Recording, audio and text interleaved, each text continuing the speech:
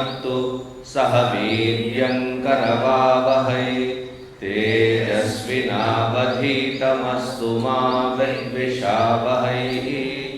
ॐ शान्ति शान्ति शान्तिः। गुरुर्ब्रह्मा गुरुर्विष्णुः गुरुर्देवो महेश्वरः गुरुरेव परं ब्रह्म तस्मै श्री गुरवे नमः। तस्मै श्री गुरवे नमः। Page 50. ॐ आप्यायन्तु ममाङ्गानि वाक्प्राणश्चक्षुः श्रोत्रमथो बलमिन्द्रियाणि च सर्वाणि सर्वं ब्रह्मोपनिषदं माहं ब्रह्म निराकुर्याम् मा ब्रह्म निराकरोत्। अनिराकरणमस्तु अनिराकरणं मेस्तु तदात्मनि विरते य उपनिषत्सु धर्माः ते मयि सन्तु ते मयि सन्तु। ॐ शान्ति शान्ति शान्तिः।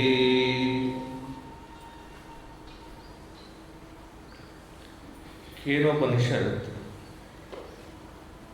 of the Upanishads, it's a most intriguing and a direct Upanishad. The student comes to the teacher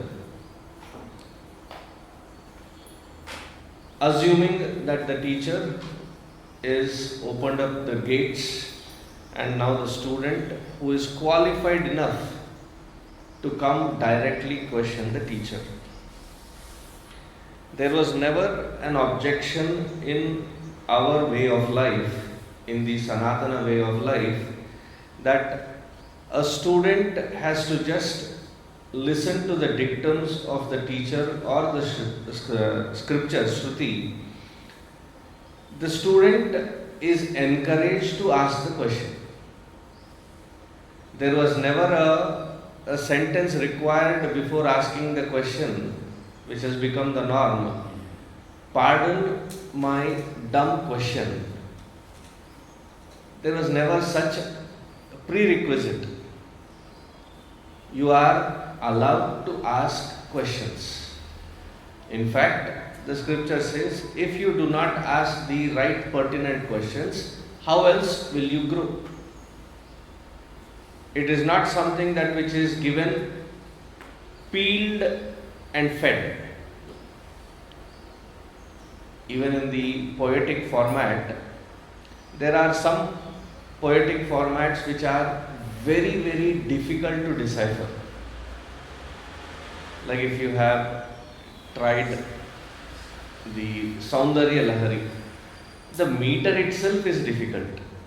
And the language used is even more difficult. The bhava that is being expressed is in so many multifold layers. So such poetic expression is called Narikela Paka. Narikela Paka means that which is as sweet and beautiful like the coconut. But then the effort that is required is tremendous. First you have to climb the tree, pull the coconut down, take out the husk, then break the shell, then the cream and the water. Too much of effort to decipher. Then there is Kadali Paka. Kadali Paka is like the banana. You just have to peel and consume. Then there is something called Draksha Paka. You just have to wash and put it in your mouth. When you say squeeze, somebody has to squeeze, blend it and then bring it. Too much of pampered existence. You have to wash and pop it in your mouth and consume.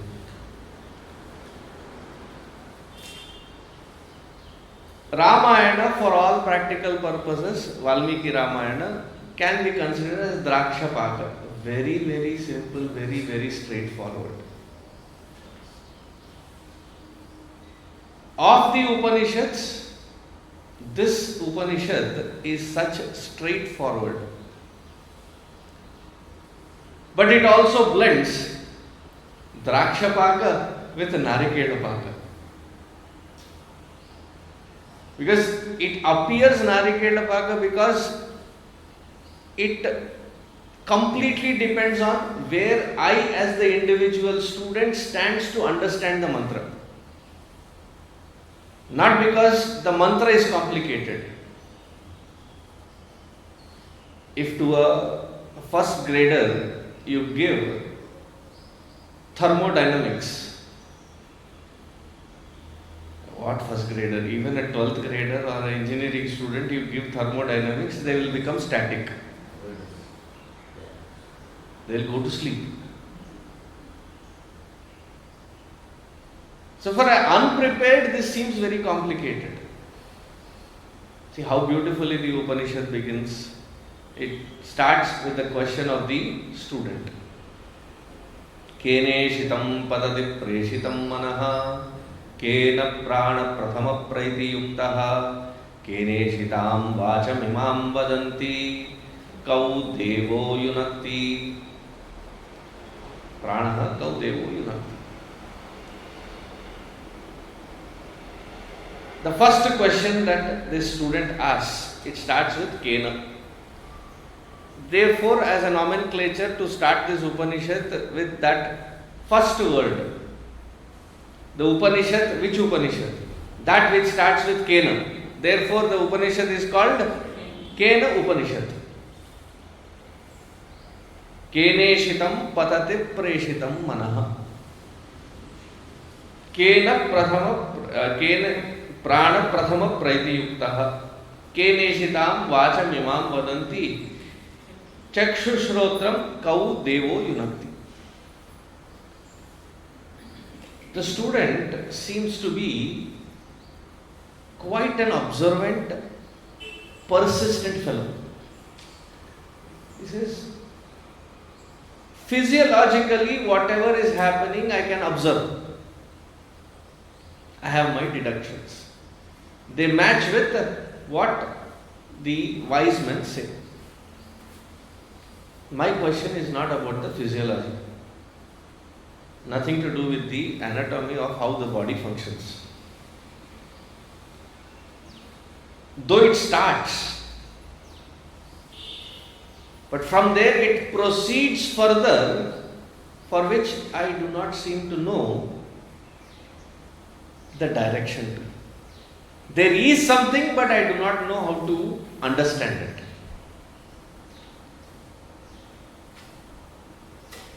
Kene shitam patate preshitam manaha. As soon as I open my eyes, seeing happens. And those of us who are blessed with a couple of other gadgets required, we have to put on those gadgets. Otherwise, all that I see is a colorful blob in front of me, but no spashtata in it. So I wear, I can see now. Or I can read now. So in order to see, I need glasses. Behind the glasses, there needs to be functional eyes.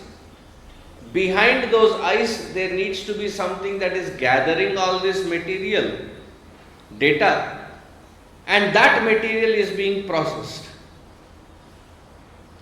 So far, I think it is very clear, easy to understand. But who is it that is inspiring the eyes to function in their field so flawlessly? Who is it that prompts the ears to listen? the mouth to speak, the nose to smell, the prana to go function in its field.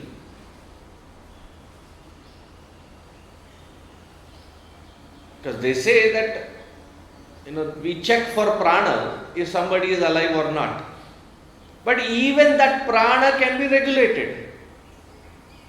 I can stay without that prana in or out, antarkumbhaka or bahikumbhaka, and still I seem to continue, persist to continue. I mean, there is something that which is enabling even that prana. My experience fails me. My analysis is stumbling. Therefore, I have come with this direct question. The teacher also has to be very adept. They have to be in tune with the students so that they understand the language, the mental capacity, the tone and tenor of the student, and be able to respond in that same tone and tenor. It is not that the scriptures say so, if you understand it, you understood it, otherwise, bad luck. The teacher has to put the effort to get down to the level of the student and raise the student's understanding. So the teacher says, Shrotrasya Shrotram Manaso Manoyat. So whatever he has asked, the student has asked, the teacher also responds in the similar attitude. He says, you are asking about what is it that inspires your mind? What is it that prompts your prana? What is it that prompts your ears, hearing? He says, Shrotrasya Shrotram.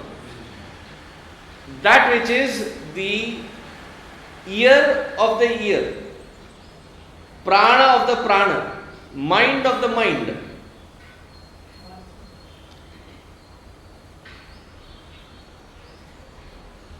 So the student says, maybe I understand this.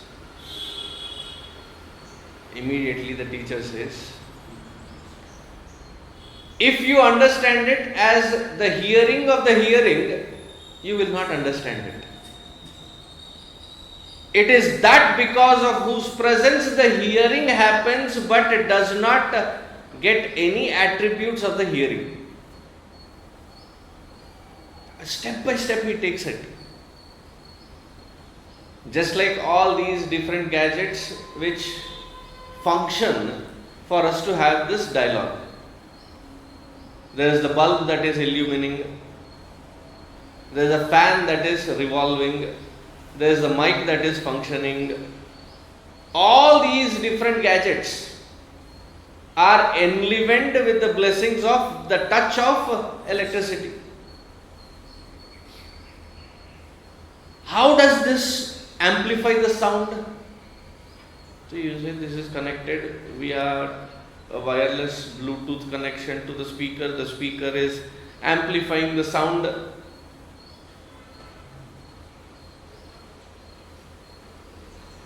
How does it function?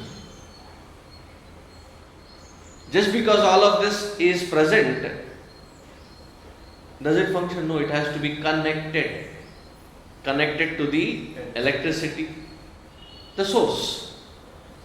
Oh, electricity means sound. No. It is that because of which there is sound, but cannot be concluded as sound. Oh, then electricity is light. No. Electricity is that because of which there is light, but cannot be concluded as the very light itself. That because of whose presence each one of these gadgets, each one of these instruments function in their respective field flawlessly, that can be called as electricity. Now, why can't you give us a direct experience? Why go through so many examples? Aja. There is a socket. We will put your finger in it. give you a direct experience.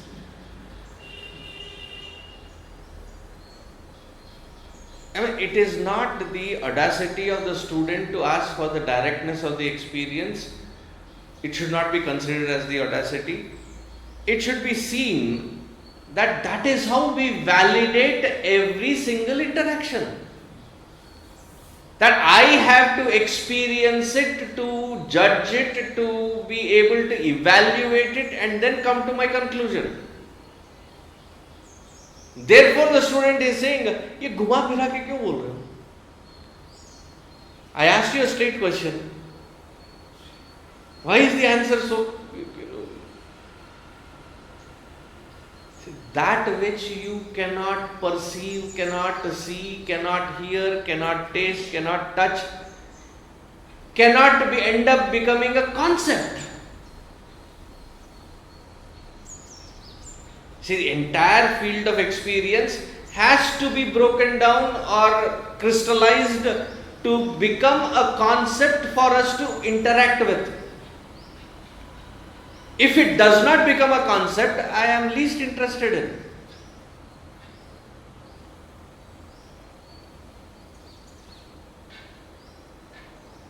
If somebody is speaking and you can't understand even a word of it. Sometimes it happens. We are living in a cosmopolitan environment. Not everybody speaks Telugu.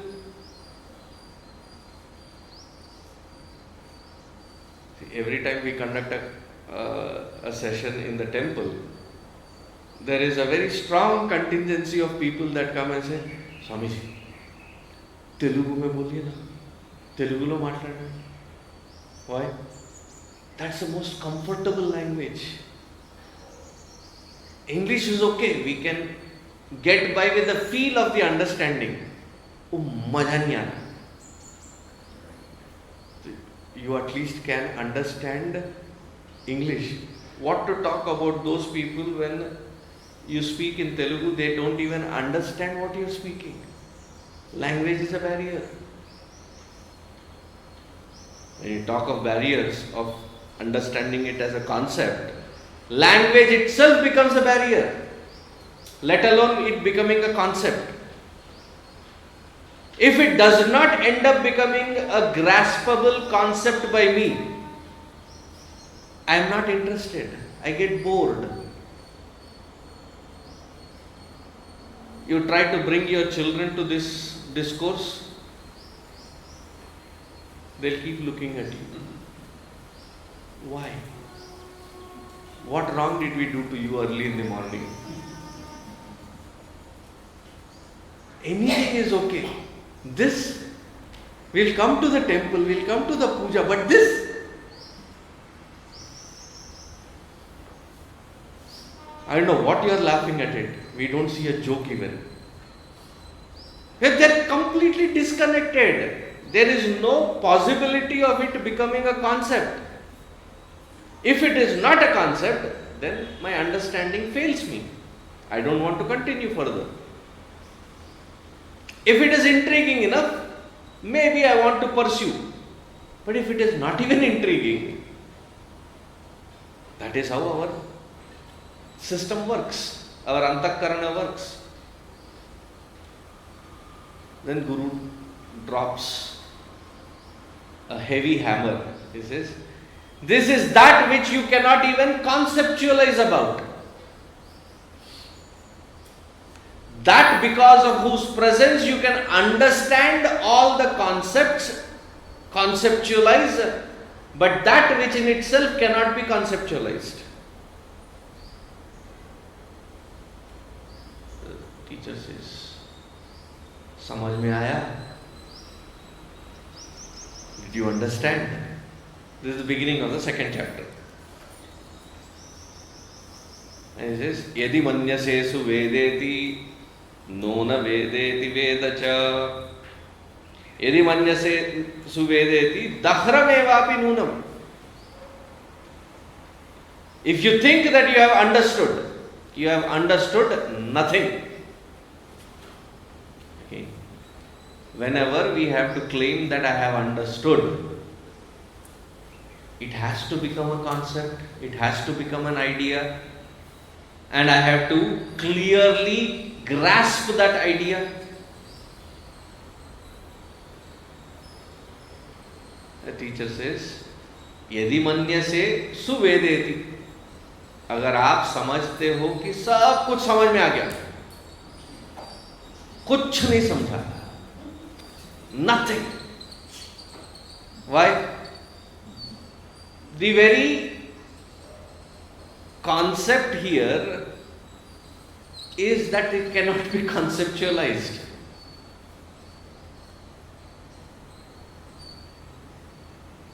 Then how do I experience that which the Shruti is pointing at?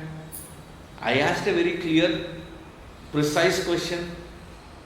I came here with the very purpose saying, Keneshitam patati preshitam manaha, there is something because of which all of these are functioning. What is it that which enables it to function? I am not able to grasp it. And now you say, after a whole one chapter is spent, you end up concluding that if you think that you have understood nothing. This is wrong. Guru Maharaj, I came here asking that very question, and now you end up concluding that it cannot be conceptualized. So here, what has to be understood? The organs of perception action, the way they are laid out, they are meant for interacting with the outside. That is how they have been created. It is not a natural disposition for them to not go out and interact.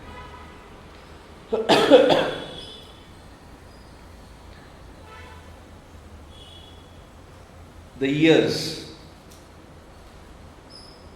though they have to be hearing what is being discussed, if there is a sudden sound outside, immediately all the heads will turn to the source of the sound. That is how it is designed. If in the corner of your eye you catch a movement, you immediately turn. Isn't it? Now and then there is a slight breeze that comes.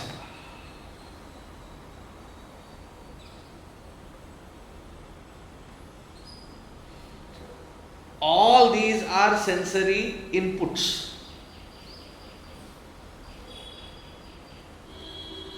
Paranchikhani vyatruna swayambhuhu paran pashyati na antaratman. Swayambhuhu, that Brahmaji, when he created this creation, the human with all these organs of perception action, Paranchikhani, these Golakas, how has he created? Paran pashyati, it is to interact with the outside.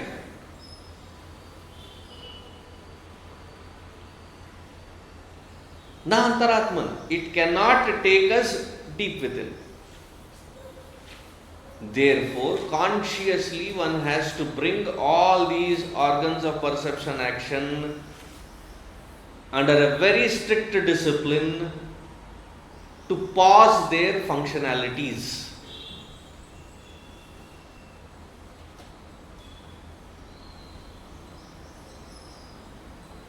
There should not be any movement. This by force we may try to close my ear, eyes, my sensory perception. I'll block everything. Okay.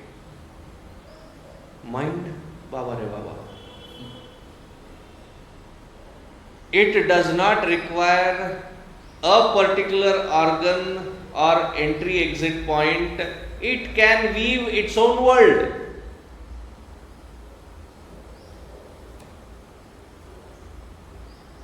Doesn't it? Mind can create its own field of emotions, thoughts, feelings. Is it? Now turn that mind. We don't want to shut the mind. We want to turn that mind. Turn it within. Bring it to the understanding. Now, at that point of understanding,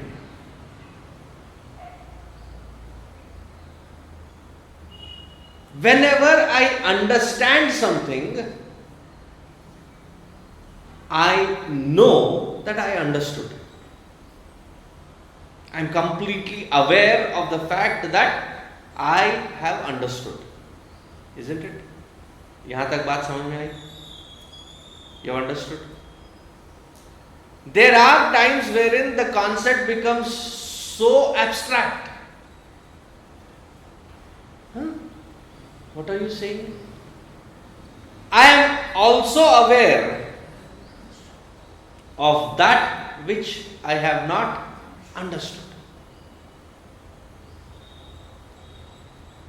Both that which is being illumined as understanding or the absence of understanding, something is illumining.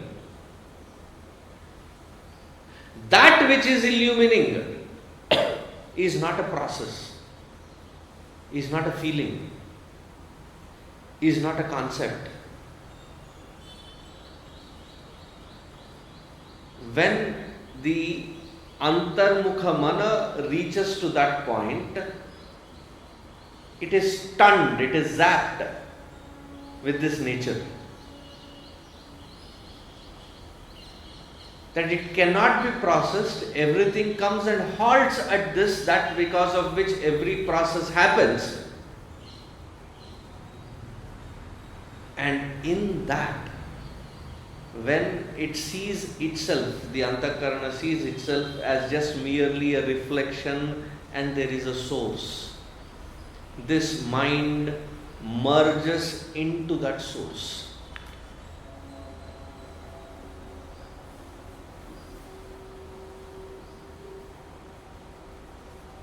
The intellect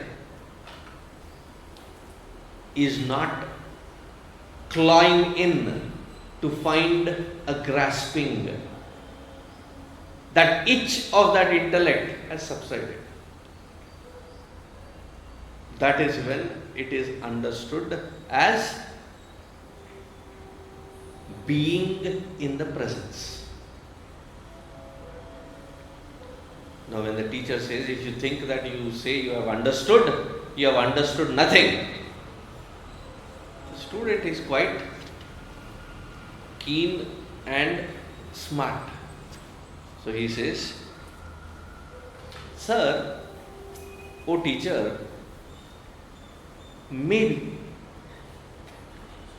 Naham manye suvedeti. If I look at it from the standpoint of my intellect has not grasped it at all. Naham manye suvedeti. No na vedeti vedacha. At the same time, being honest, I cannot claim that I have not experienced it. I have. The inability of the intellect to grasp, process and put it in words should not be misunderstood as not having the experience. Yonas tadveda tadveda. If those amongst us, there must have been a group of students, one of the students is championing and saying his bhava out. Those of us who have come to this have understood it, and those who are still trying to grip at it have not gotten it. Am I on track? The teacher, the guru, he smiles. See, as a mother, when you cook and when you serve the food, first of all, they have put all the gadgets aside.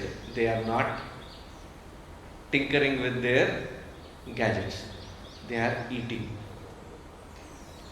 And while they are eating, they look at you. They need not say it in words. They just look at you.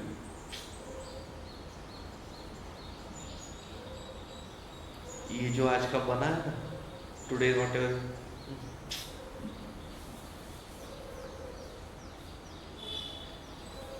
You as the one that who has cooked and served, how do you feel at that moment? Immense satisfaction. And then, as a mark of having acknowledged it, you say, should I serve you a little more? Right? Similarly, the teacher here, satisfied with the answer of the student, he says, now the third mantra, repeat after me. Because this is where we were, and I just caught us all up with what has happened up until now. Now the mantra begins. Repeat after me. Yasya matam tasya matam. Matam yasya na vedasaha. Avijñātam vijānatāṃ. Vijñātam avijānatāṃ.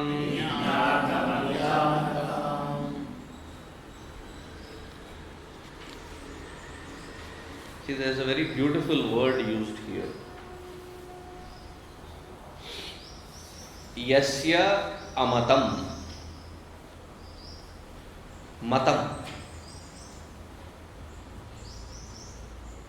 A very misunderstood word in today's day and world.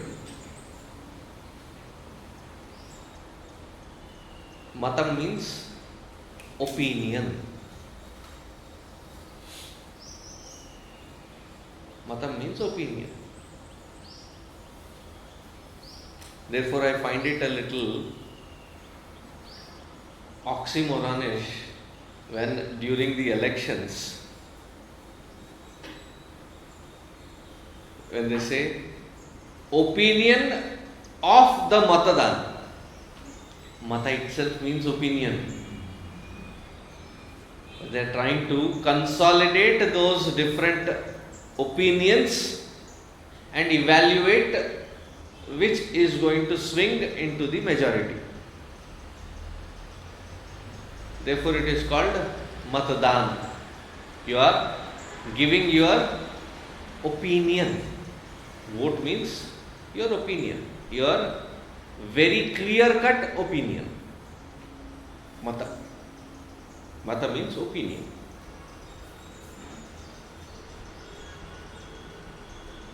Therefore, the entire Sanatana Dharma cannot be called as matam.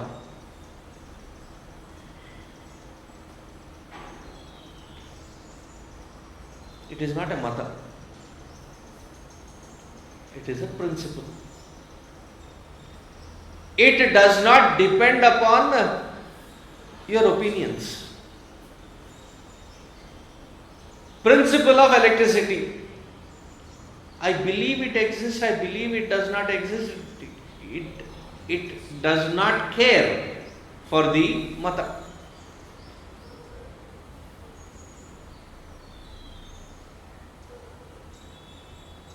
Mata is an opinion.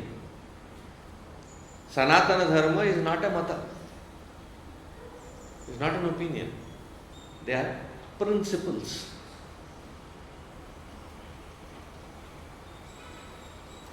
The rest of them are, the rest of the religions are called mata. Mata Because it is an opinion of a certain individual.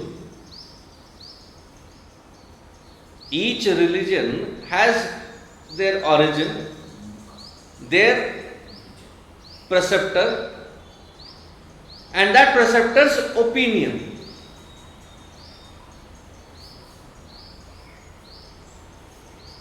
Bible is an opinion of Jesus. it's the opinion of those students who have learnt it. There is no direct word there. There is a book of Paul, book of all these various people, their opinion or their understanding of the opinion of the originator. Mata means opinion. In fact, while reading Bhagavad Gita, Bhagavan Krishna, when he has to give his own independent interpretation, he mentions clearly, Mato me, this is my mata, my opinion.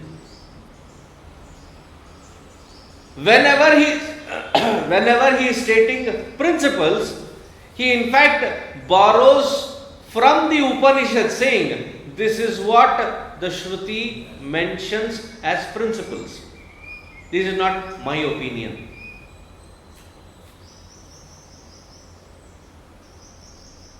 Bhagavad Gita, many people say it is the opinion of Bhagavan Krishna. No. He is stating the principles of the Sanatana in a language that Arjuna can immediately understand. Therefore, it is Shruti. Wherever within that Shruti he mentions it as his understanding, he puts it clearly, in my opinion. At the end, in the 18th chapter, he says, Arjuna, I think I have given all that which is necessary in synopsis as the crux of the Vedic literature. In my opinion, I think I have finished. Up until then, he doesn't use the word mata.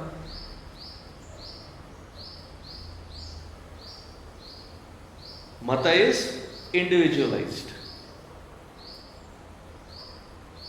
The principles don't depend on mata. Let the majority decide if there is electricity or not. No, it doesn't depend. Principles are called siddhanta.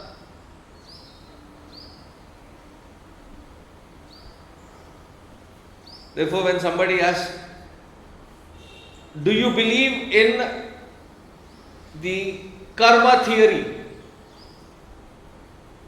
I tell them very clearly. It has a very good shock effect, especially when I go to colleges. When they ask, do you believe in karma theory? I say, I don't believe in karma theory. I know there is karma theory. There is a difference between belief and knowing. Ours is not a religion of faith. Ours is the religion of knowledge. Sanatana Dharma is the path of knowledge. It doesn't thrust us into the field of faith and say, now believe in it. It is unlike that. Am I getting across? Fire burns your finger. Up until that moment when you have not had a personal, immediate, intimate experience, it is a belief. After you have had your own personal experience, Can you call it a belief? Up until then you can say, I believe fire might burn your fingers. But once you have had the experience, what is your statement? I know fire burns. Now it has become your own experience. It is a Siddhanta. Not that everything that which becomes your experience is a Siddhanta. I am talking about Siddhanta here, not of the experience.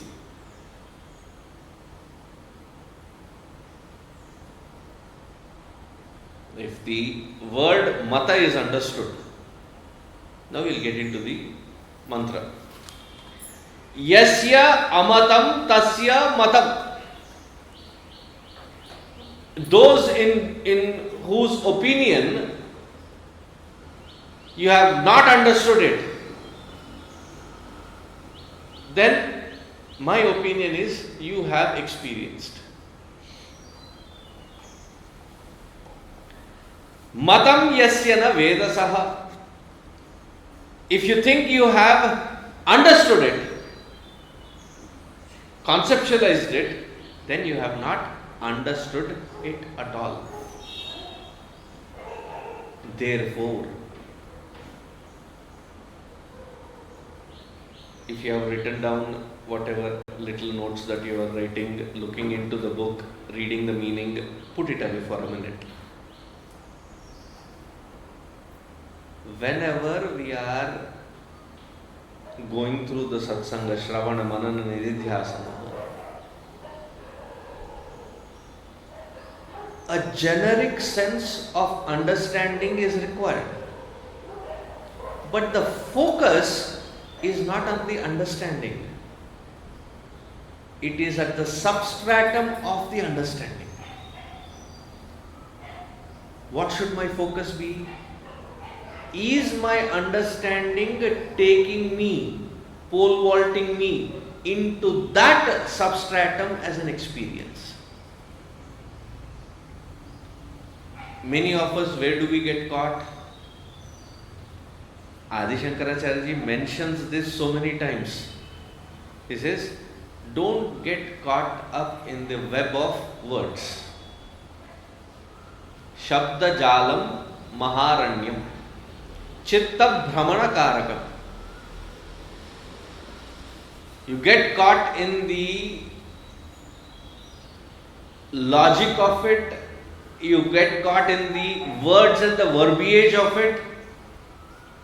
Because many people evaluate and stop, pause at that level.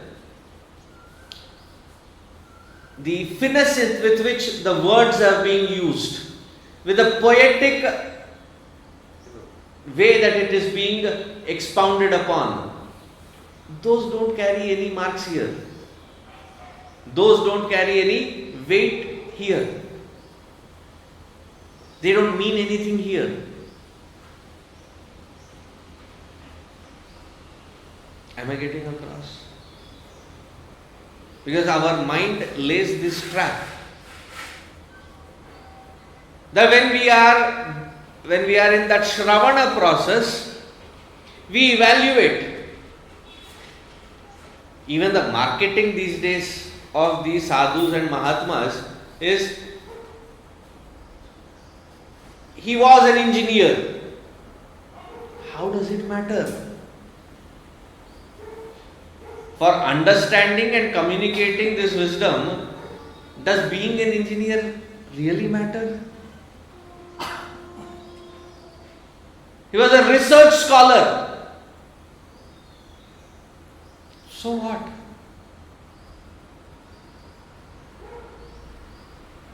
There was a symposium on understanding Hinduism in one of the universities back in US.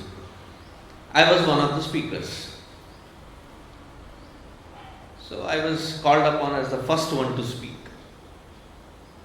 I was given 15 minutes to speak and 10 minutes to question answers. I finished my 25 minutes dot. I came back, sat down. There were rest of the professors that were doing research in it. They had a laptop, they had couple of books, they had notes, they had all of it put on the lectern, and then they refer, cross-refer, point, laser pointer, and one of them came to me and said, for a 15-minute lecture, we had to carry so much of paraphernalia to explain. You went empty-handed. How is it possible?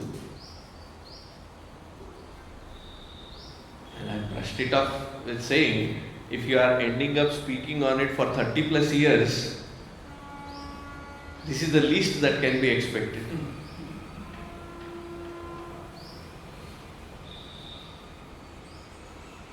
The point is, those paraphernalias don't really matter. We get caught up in the paraphernalias.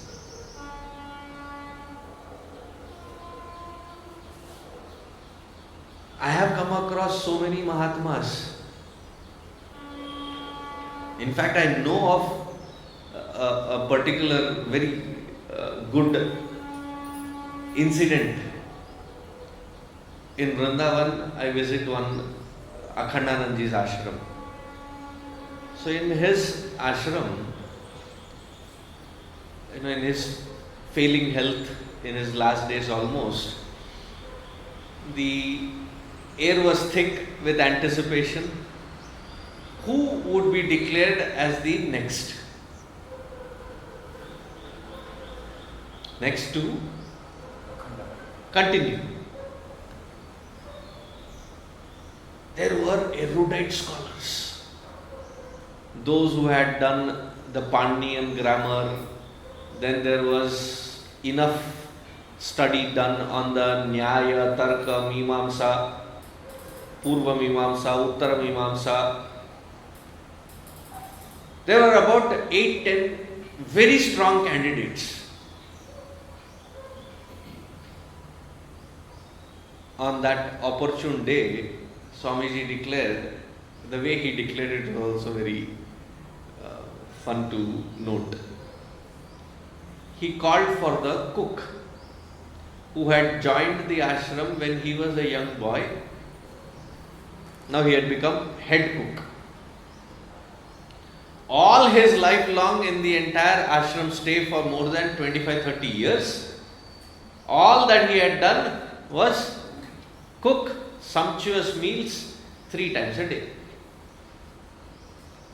He had also been given mantra diksha, and he would do his own sadhana. Before cooking was done, he would do his sadhana, and whenever possible he would come sit in the satsangs, listen, and before everybody leaves, he would leave because he had to go take care of the next battlefront, serving the food.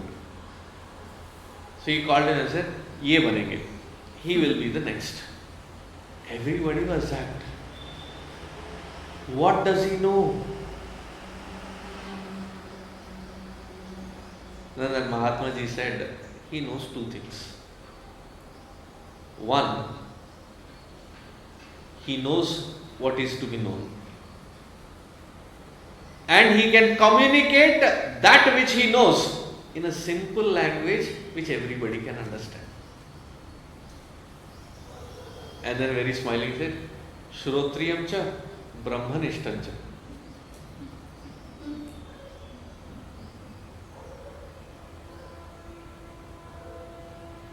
I mean, everybody accepted it implicitly. But the point being made, the paraphernalia is not where we have to get caught up in. Is it required? Probably yes. But that which is being pointed is not this paraphernalia.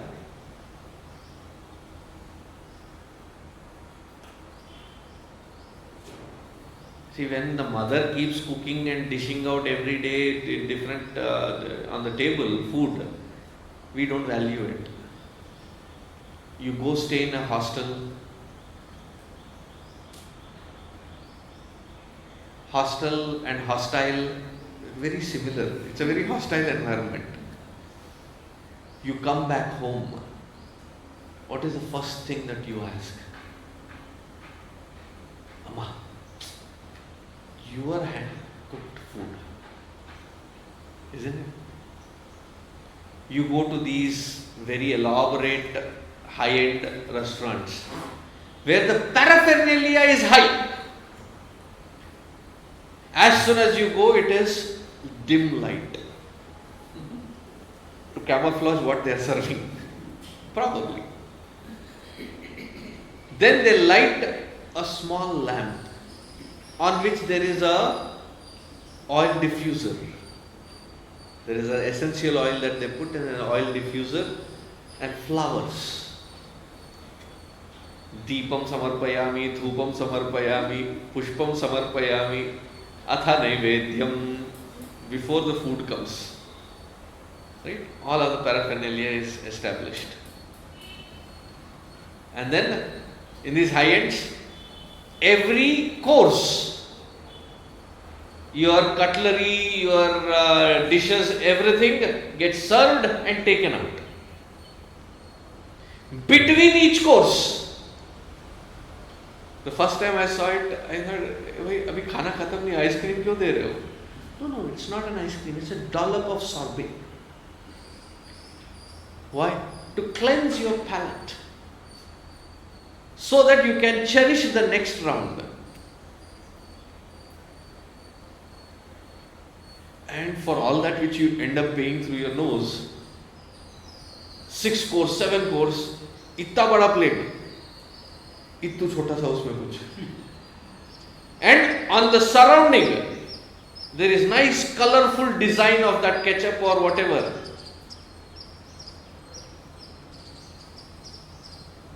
Once I was in a French restaurant. Have you ever tasted French cuisine? It is closest to Parabrahma Paramatma. Why? Nirguna Nirakara. Rangu Ruchi Chikatana Em.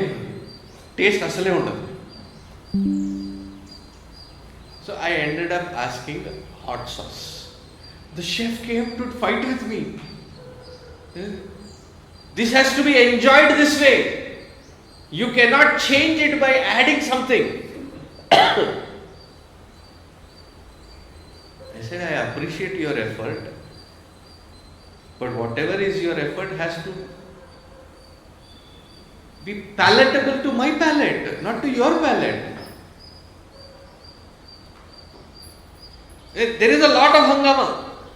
Food, घर आकर फिर दही भात खाना पड़ा. Why? To feel that sumptuousness.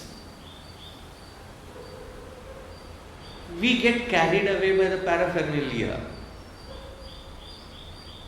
It is not this paraphernalia that is important. While we are listening to the Upanishad, our focus should be primarily on that which is being pointed by the Upanishad through these words. Am I reaching to that which is being pointed, or am I getting caught up in the words and the logic of it? A very strong intuitive intellect has to be developed. That which is being pointed has been experienced. That intuition has to come in. When you have grown up together as siblings in the same family, brothers, sisters, for most of the thing you don't even need to communicate with the words. Few glances in the entire hall, a big paragraph of communication has already gone, just with glances. Doesn't it happen? Especially when you have the family get-togethers.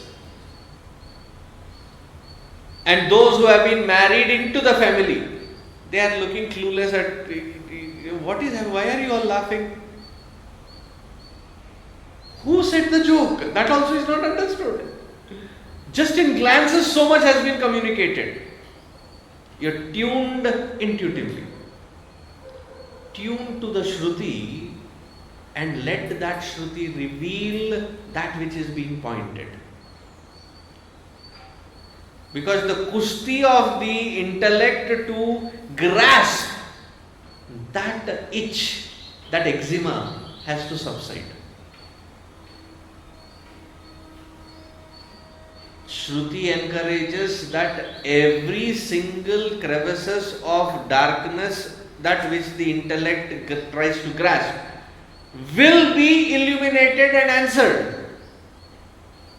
But that is not what the Shruti's main focal point is. It is that which is beyond these words.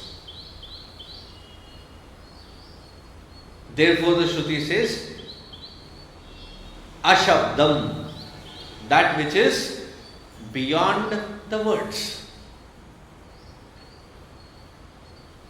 बात को नहीं, भाव को समझना है. So therefore, Guru Maharaj here says, if you think that the intellect has stopped grasping, then you have experienced. If you think that your intellect has grasped, pay more keen attention. One has to grow out of it. Yasya matam tasya matam matam yasya na vedasaha avijñātam vijānatam. The one who has avijñātam, has not made this experience into a concept, has understood it. Then the biggest struggle that most of us go through is, then how will I know I have experienced it if my intellect doesn't validate it?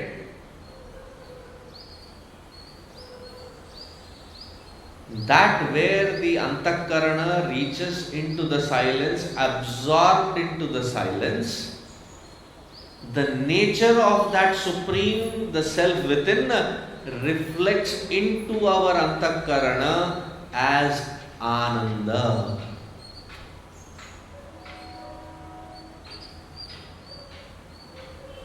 Should I repeat that sentence again? That when the antakarana has reached to the core of its own being, the silence abides in it. There is no more intellectual jargon of trying to grasp. That grasping process has subsided. You are now only abiding. What is the confirmation that I have abided? Just like in a mass of water, I put something, the water rises out of that container, right? When we were young, we used to sing that, एक कौवा प्यासा था, घड़े में थोड़ा पानी था, कौवा डाला कंकड़, पानी आया ऊपर. So when this antakarana merges, soaks into its own nature, the nature of the self overflows into the antakarana as Ananda. If I may add one word to that Ananda, Akarana Ananda. For all the other experiences we have Karana Ananda, Karana Sukha. Early in the morning you seem to be very happy. What happened? I got my fresh cup of coffee.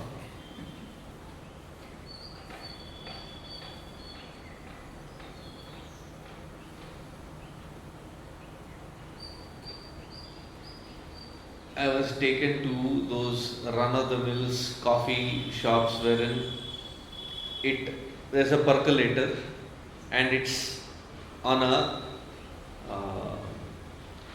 hot disc, so that the coffee is hot always. And when you go order, they pour. First time when you taste it, it is anything but the coffee that you have tasted up until then. Being from India, why? There is that burnt taste to it. ना ऐसा coffee नहीं चाहिए. Filter, hot milk, then few miles that it has to run through, right amount of sugar, that there is that bitterness, but it is balanced good with the sugar, and then when it goes that hot warm, that is the sukha that you see on my face. Coffee sukha.